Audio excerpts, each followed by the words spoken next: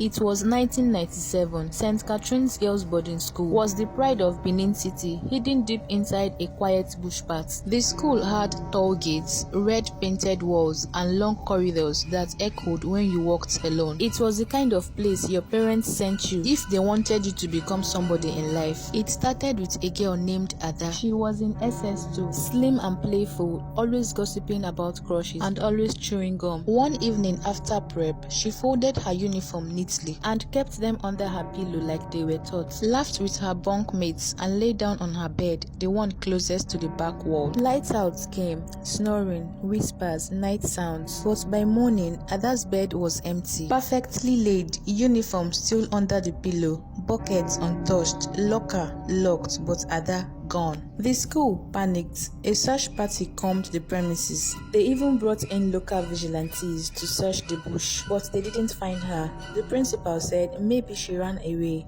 maybe she had a boyfriend, but her friends swore Ada didn't even like boys that much, and even if she did, who folds their uniform neatly before running away? Days passed, and then another girl disappeared. Same dormitory, same neat arrangement. Now fear crept in. Girls in 4B started praying before sleeping. They refused to sleep by the wall. They began dragging bunks to the middle of the room. But the school matron, a strict woman, shouted at them, "This is a school, not a playground. Return those bunks or go home."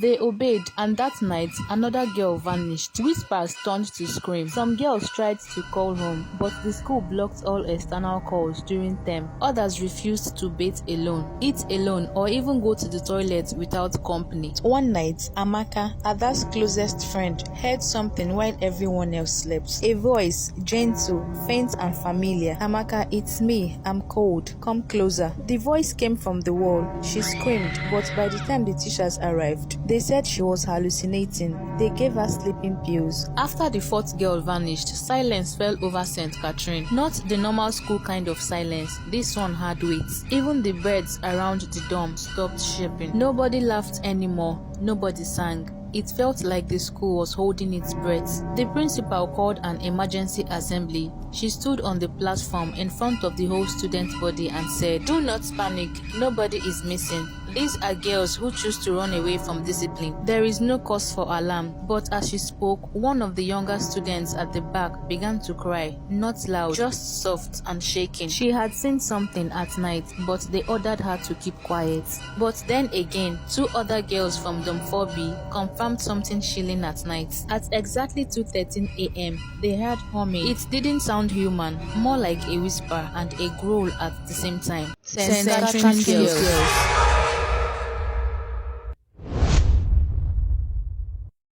After the disappearance of two other girls, the school went on 2 weeks vacation. After they reopened, they went back to normal school activity. No investigation, no official statement, just morning assembly as if nothing happened. But something had changed. There was now a strict curfew. No one was allowed outside after 7 p.m. and the dining hall closed early. Even some classrooms were suddenly locked off, and worst of all, night preps were cancelled. The whispers among students grew louder. Some said they saw shadows moving across the courtyards, while others claimed they heard screaming under the chapel at night. Finally, a group of 3 brave SS3 girls decided they had had enough. They planned to sneak out at night to search the old basement under the staff quarters. They left at night while holding a rechargeable lamp and their rosaries, but they never came back. The only trace of them was the senior girl's phone, found by the school gateman the next morning. The phone captured exactly 8 minutes of something not human. The school authority deleted the file before anyone else could hear it. But those who listened before it vanished said you could hear the girls chanting psalms, then a loud growl like chains dragging, then silence. To this day, no student had dared to go near the basement, and whenever the wind howls through the courtyard at night, some girls say they still hear faint prayers from deep underground. St.